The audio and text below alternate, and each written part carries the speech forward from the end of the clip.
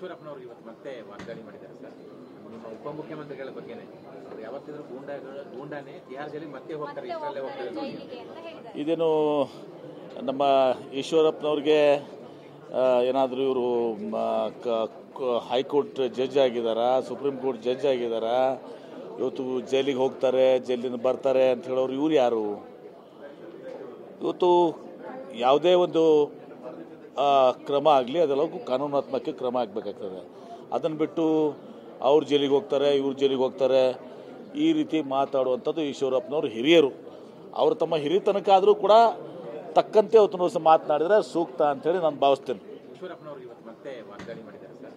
ನಿಮ್ಮ ಉಪಮುಖ್ಯಮಂತ್ರಿಗಳ ಬಗ್ಗೆನೇ ಅವರು ಯಾವತ್ತಿದ್ರು ಗೂಂಡಾನೇ ತಿಹಾರ್ ಜೈಲಿಗೆ ಮತ್ತೆ ಹೋಗ್ತಾರೆ, ಇಷ್ಟರಲ್ಲೇ ಹೋಗ್ತಾರೆ. ಇದೇನು ನಮ್ಮ ಈಶ್ವರಪ್ಪನವ್ರಿಗೆ ಏನಾದರೂ ಇವರು ಹೈಕೋರ್ಟ್ ಜಡ್ಜ್ ಆಗಿದ್ದಾರಾ, ಸುಪ್ರೀಂ ಕೋರ್ಟ್ ಜಡ್ಜ್ ಆಗಿದ್ದಾರಾ, ಇವತ್ತು ಜೈಲಿಗೆ ಹೋಗ್ತಾರೆ, ಜೈಲಿಂದ ಬರ್ತಾರೆ ಅಂತ ಹೇಳೋರು ಇವ್ರು ಯಾರು?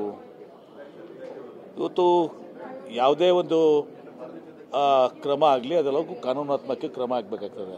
ಅದನ್ನು ಬಿಟ್ಟು ಅವ್ರು ಜೈಲಿಗೆ ಹೋಗ್ತಾರೆ, ಇವ್ರು ಜೈಲಿಗೆ ಹೋಗ್ತಾರೆ, ಈ ರೀತಿ ಮಾತಾಡುವಂಥದ್ದು ಈಶ್ವರಪ್ಪನವರು ಹಿರಿಯರು. ಅವರು ತಮ್ಮ ಹಿರಿತನಕ ಆದರೂ ಕೂಡ ತಕ್ಕಂತೆ ಅವತ್ತು ವರ್ಷ ಮಾತನಾಡಿದರೆ ಸೂಕ್ತ ಅಂತೇಳಿ ನಾನು ಭಾವಿಸ್ತೇನೆ.